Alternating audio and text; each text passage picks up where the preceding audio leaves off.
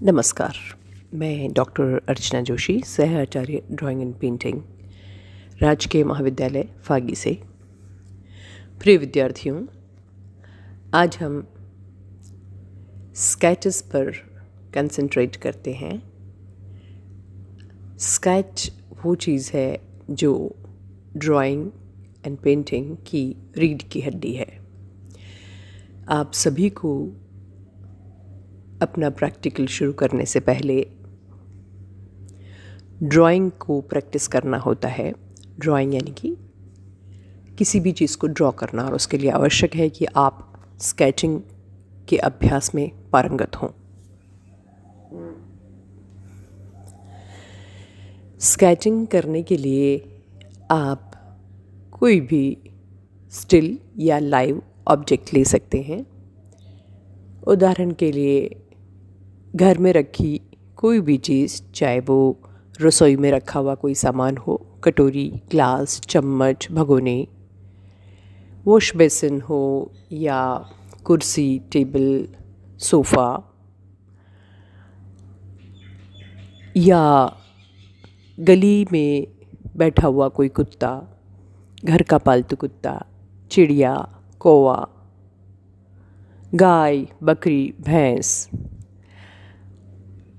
और अगर कोई ना मिले तो आपके घर के जो सदस्य हैं उनमें से कोई, अर्थात इंसान, जानवर, पक्षी आदि कोई भी लाइव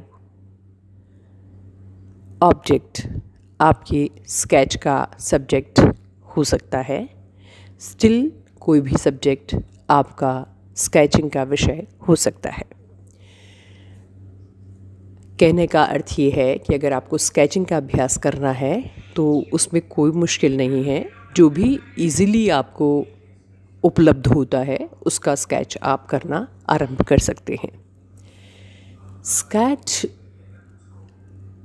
को आरंभ करने के लिए सबसे पहले इस बात पर ध्यान न दें कि स्केच बिल्कुल सही या परफेक्ट बन रहा है या नहीं। आपको इनिशियली स्टार्ट करना है कुछ बेसिक फॉर्म्स के साथ। त्रिभुजाकार, वर्गाकार, चौकोर, गोल आदि शेप्स बनाते जाएं और पेपर पे अपनी पेंसिल को घुमाते जाएं। इन सब चीज़ों का अभ्यास करते रहें। हर बार जब आप स्केच करना आरंभ करें तो इस तरह के शेप्स आपको आरंभ में प्रैक्टिस कर देने चाहिए। उससे आपका हाथ खुलता है और हाथ में फ्लो आता है, क्योंकि जितने भी आकार आप स्केचिंग में बनाएंगे उन सब के लिए कहीं ना कहीं आप ये पाएंगे कि ये जो बेसिक शेप्स आप प्रैक्टिस कर रहे हैं इनका उसमें कहीं ना कहीं इन्वॉल्वमेंट है। जब आप इन शेप्स को प्रैक्टिस कर लेते हैं तो बहुत आसान हो जाता है कि जो सामने आप स्केच करने जा रहे हैं वो आप आसानी से अपने हाथों के मूवमेंट, जो अब वो बेसिक शेप्स बना के परिपक्व हो चुके होंगे, उससे हाथों का मूवमेंट बहुत इजीली सहज हो जाता है और आप आसानी से बेहिचक स्केच बनाने लगते हैं। स्केच बनाने के लिए जब आप बेसिक शेप्स की प्रैक्टिस कर लेते हैं उसके बाद आप कोशिश कीजिए कि स्केच लाइव बनाया जाए। ये एकेडमिक स्टडी के लिए या जो कॉलेज में पढ़ते हैं स्टूडेंट्स, उनके लिए एकेडमिक स्टडी के लिए आवश्यक है कि आप स्केचेस किसी मैगज़ीन में से फ़ोटो देख करके ना बनाएं तो अच्छा है। बहुत ही कोई इमरजेंसी है तो आप ऐसा कर सकते हैं, लेकिन कोशिश ये कीजिए हमेशा कि जो सामने चीज़ पड़ी है उसको देख करके आपको स्केच करना चाहिए। जैसा कि मैंने आपसे बताया, डाइनिंग टेबल पे पड़ी हुई नमकदानी, प्याला, मसालदानी, कोई भी आप सामने देख करके बनाएं तो ही बेहतर है। और ये बहुत मुश्किल इसलिए नहीं क्योंकि बचपन से लेकर के अभी तक बड़े होने तक आपने किसी भी वस्तु की आकार, साइज़ का अंदाज़ा तो कर ही लिया होता है। अगर आप उसको अपने छोटे चित्रपट पर, आपकी स्केच फाइल पर उतारते हैं और वो डी शेप बनता है या छोटा बड़ा बनता है तो आपकी आंखें फट से पहचान जाएगी, क्योंकि फर्स्ट ईयर में, सेकेंड ईयर में 17-18 साल की आयु आपने प्राप्त की है। और अगर आप किसी वस्तु को अनुपात में न देखेंगे तो आपकी आंखें स्वयं ही बता देगी कि ये स्केच थोड़ा गलत बना है और उसे कहाँ सुधार की संभावना है।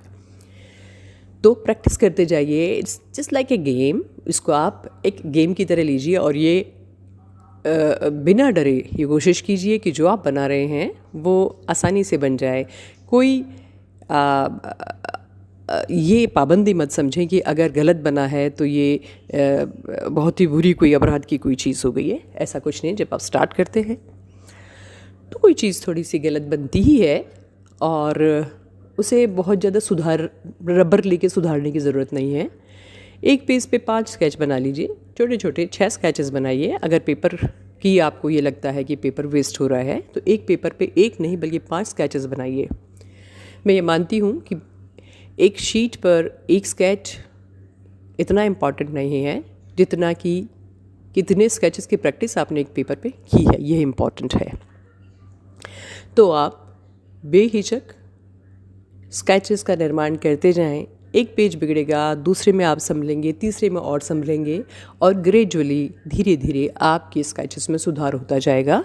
कोशिश ये करें, विच आई प्रेफर, कि एकेडमिक स्टडी के लिए ज़्यादा रबर शुरुआत में यूज़ ना करें और किसी भी चित्र को मैगज़ीन या किसी पेपर में देख कर ना बनाएं, लाइव सामने देख कर के बनाएं तो आप एक अच्छे स्केचिंग बनाने वाले बन सकेंगे। आपके स्केच में आप देखेंगे उत्तरोत्तर सुधार होता जाएगा। और स्टिल लाइफ के लिए तो ये बेसिक नीड है कि आप ऑब्जेक्ट को बहुत अच्छे से ड्रॉ करें। और उसके पश्चात जब आप सेकेंड ईयर में आते हैं, थर्ड ईयर में आते हैं तो आपको लाइव स्केच बहुत इम्पॉर्टेंट हो जाता है, क्योंकि पोर्ट्रेट और लाइफ बनाने के लिए बेसिक स्केच का आना एक ड्राइंग एंड पेंटिंग के विद्यार्थी के लिए बहुत आवश्यक होता है। तो क्यों ना आप अभी से इस चीज़ का शुरुआत करें और जो सबमिट आप करवाते हैं 50 स्केचेस, उसमें सामने रखे हुए, चाहे वो स्टिल हो चाहे वो जीवंत हो, वो इस तरह के स्केचेस आपको बनाने हैं। अब बात रही, मैंने आपसे कहा था इरेज़र ज़्यादा यूज़ ना करें, रबर यूज़ ना करें। और एक स्टाइल होती है रैपिड स्केचेस की।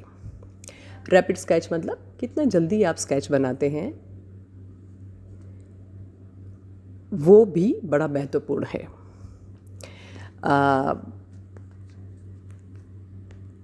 स्केचेस की इस लेसन में